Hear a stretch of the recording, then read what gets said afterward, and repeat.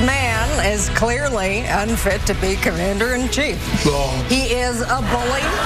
Shut up. He started the birther movement. You did. He says climate change is a hoax invented by China. It's pronounced China. He hasn't released his tax returns, which means he's either not that rich, Wrong. not that charitable, Wrong. or he's never paid taxes in his life. Warmer. Saturday Night Live's debate, Alec Baldwin, Kate McKinnon. We're going to talk about all the fallout from the debate and that big story from the New York Times now on our roundtable, joined by our own John Karl and Cokie Robers, John Heilmann from Bloomberg Politics, Roland Martin from TV1's News One Now, and Republican strategist Sara Fagen from CNBC. Well, John, this hits right at the beginning of October. We heard Rudy Giuliani say that this shows Donald Trump is a genius. How damaging is this story? I think it's very damaging. The Clinton team will go at this relentlessly. They will go at the inherent unfairness of somebody that wealthy not paying taxes, but more to the point, they will go at this to portray him as a business failure. $900+ million loss. They will say, they will try to bait him and ridicule with him with this and make that a point as well. And we're already hearing in anecdotal evidence from focus groups and rallies that people were upset at the idea that he might not pay taxes when it came up in the debate. And you know, most of us, it goes out of our paycheck every week. And so we are used to everybody paying taxes, and the idea that he didn't is very upsetting to people. You're seeing this both from Rudy Giuliani this morning and Chris Christie talking about it as well, showing it shows he's a good business person. Is that just making the best of a bad situation? Could that possibly work? Well, there's no doubt Donald Trump has paid millions and millions of dollars of taxes, and there's an easy answer to this, which is either to put out the tax returns, but then also to put out all the other taxes he's paid. And I do think voters are sophisticated enough to understand that he is a good businessman, and business people use the tax code to their advantage. The bigger problem is what John said, which is that perhaps this sheds a light into business practices, which have, by some reports, really hurt people, and particularly in New Jersey. That's the bigger challenge, I think, for the Trump campaign. George, is marijuana now legal in New Jersey, New York? Christie and Giuliani are out of their minds. This does not play well with regular voters to simply say, yeah, he lost nearly $1 billion, because here's the piece. There were investors in the business. Were there pension funds? If there were pension funds, were they teachers? Were they firefighters? Were they police officers? Did they lose money investing in Donald Trump? They are crazy to think that somehow you can spin this as, oh, it's all great. No, this is a problem, and you're saying genius? It's not smart. And John Heilmann, a pretty glaring omission in the statement from the Trump campaign overnight. They didn't say that he paid federal income taxes, and the only information we actually have on the record about Donald Trump's income taxes are 1978, 1979, didn't pay income taxes, 1984, probably didn't, same for 1991 and 93. Well, and it's the case even when Rudy Giuliani said that Donald Trump's been audited every year. We have actually no proof of that. We don't even have any proof that his taxes are under audit currently. They've not produced any evidence to suggest that that's true. This is a time management thing now, right? There's fewer than 40 news cycles between now and Election Day, and we are going to see now between today and the next presidential debate on Sunday, 7, basically, news cycles that are going to be consumed by Trump on defense on this question and the Clinton campaign on offense on this question. And that is a terrible problem if you're behind in the election, and that's what Donald Trump is. And John Karl, this comes up on the heels of the debate. Almost every poll, including our own poll this morning, showed that Donald Trump lost that debate. And then this Alicia Machado story every single day, right up into those early morning tweets on Friday. Yeah, and you know, you talk to Trump supporters, people in the inner circle, they were, of course, completely taken by surprise by these late night tweets on Alicia Machado. And one of them said, look, Hillary Clinton has cracked the code. She knows how to needle him, how to bait him, how to get him involved in these detours. None of them, of course, think this is a good idea. And the big question is, does Donald Trump himself realize how bad that debate performance was? And none of them think it's a good idea for him to be going after her marriage either, which is the other thing he's doing. That's the other thing that's going to come up in these next news cycles that you're talking about, John, because that's where he's doubling down. And, you know, for him to say she's not loyal, this is a man who's been married 3 times, was in, you know, a huge scandal when he left his first wife, or hadn't quite left her. And so it is, you know, just a crazy thing to do. And Sarah, seems to get to the question of, can anyone at this point, he's now in his 3rd regime of campaign managers, can anyone control Donald Trump. It's very clear nobody can control Donald Trump. I think Kellyanne Conway has done very well managing this effort in the short time she's been there.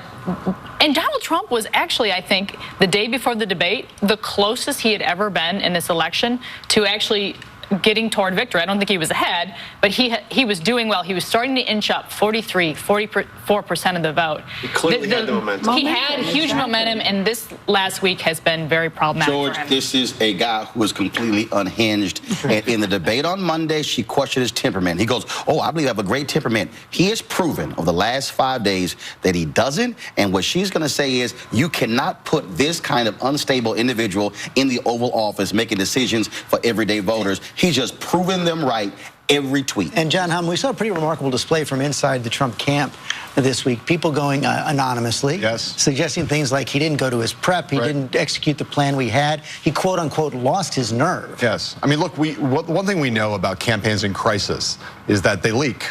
And when the leaking starts, it's usually a sign that there's chaos. And all my reporting suggests that that's what the situation is in Trump Tower at this point. No one is really in control. And it's not just that they can't control him. He obviously cannot control himself. He has had some bad weeks in this campaign, in the general election. And almost all of them have revolved around times when he has decided to go after a public citizen, whether that's been Judge Curiel, the Khan family. Now, to go after this woman, a Latina woman, at a time when, I agree with Sarah, the day before the debate was when he was closest to putting in a position to win the election. But with the voters that he needs to move in order to win on the narrow path that he has, he did himself incalculable damage over the course of the week. It's, I think, probably the worst week of the campaign for him because of the level of intensity, of interest in this week, the focus on him, the size of the audience, and the fact that he made it worse for himself every day after the debate. We're still talking about it today on Sunday. This tax story is going to build, though. No one's even going to be remember Alicia Machado by the end of this week. I agree. Oh, yes, they will. So where does it go next? Clearly, somebody has an interest in putting out his tax returns. These things don't happen by accident. We're likely to see more of these documents released. And the only solution for Donald Trump at this point is to release all his taxes. And if, in fact, he didn't pay income taxes, you would then calculate all the other taxes you've paid, real estate, state taxes, and property taxes. And he has a very big tax bill. There is an answer to this for him. But don't you think, I mean, I think the chances that it's great, that is the only solution. It certainly appears to me, Roland, that he made the calculation a long, long time ago that if you went back and looked at all of his tax returns over the last 18 or 20 years, you would show very, very little money paid in taxes. Who knows what it will show about income? Who knows what it will show about charitable donations? I don't think he can release them. Well, he can't. His sons have already given us the answer. They said, well, you know, it's a lot of stuff in there. People are going to be asking questions. This is the guy who is saying, oh, I'm appealing to you, white working class voter in Ohio, in Pennsylvania, Wisconsin. He's going to be proven, if he releases his tax records, that he's been a fraud, that he's been lying, and they're going to say, wait a minute, I thought you were our guy. You're just a rich guy like the rest of them, getting over on the system. She's going to keep finding white working class voters who have been stiffed by him. And that's the other thing that it can really hurt him. They should hit that harder. Well, and then to go back to Kokie's earlier point, he now seems intent on talking about Bill Clinton's personal life and Hillary Clinton's alleged complicity in that. Again, available votes. What does he need to do to win the election? A lot of white, suburban, college-educated, Republican-inclined women. He did no good with himself last week with the Machado incident, and this issue is an issue the Clinton campaign is begging for him to raise because there is no pool of voters, of the voters he needs, who are to whom that argument is going to be appealing. They are going to sympathize with Hillary Clinton. The Clinton campaign is like, bring it on. Does it spend the second debate talking about this? It does bring up all of his stuff, which, you know, remember, he's even said when he was leaving Ivana that American people sided with her and that he was unable to do some things there because everybody was on her side. We bring that all up again? Whose side will they be on? It does appear, John Carl, that Donald Trump right now is doing the work for Hillary Clinton that she can't do with herself. She's had a real enthusiasm problem with younger voters, had a real enthusiasm problem with these Republican college-educated women. But if you look at the last week, yeah, and the challenge for Hillary Clinton has been putting forward a positive vision that will resonate. So this has worked wonderfully. I mean, she's had this debate. She was able to debate him. I think that she will continue to bait him on this issue of not just not paying taxes, but on the fact that he lost so much money. What businessman? But the problem is that she needs to put something out that's going to resonate. And she hasn't done that yet. The poll cannot measure still as intensity. And that is, the Gallup poll showed that 76% of Republicans say they'll likely vote, 65% Democrat, 47, 18, and 34. What she has to do is deal with the intensity gap. She's going to Charlotte. She's going to be meeting with young black men today because there was a 9-point gap between young black men and black women. But she has to still deal with that millennial issue.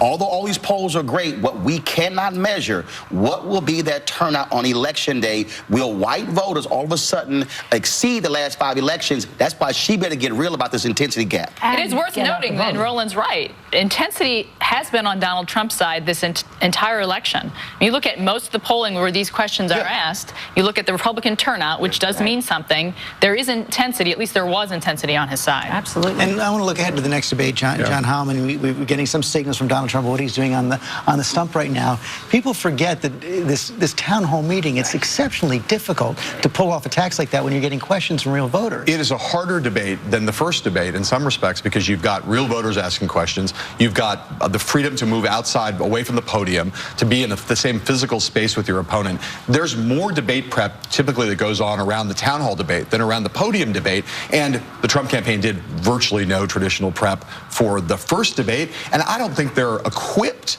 to do the kind of debate prep that any other presidential candidate would do for this debate coming up, nor does Trump seem inclined to do it, because to answer your question, he thinks he won the first debate. What happens if a size 12 or 14 woman stands up and... No, seriously. Yes. What if a size 12 or 14 woman, who's the average size in America, stands up and says, Donald Trump, I have 2 daughters, and look at me.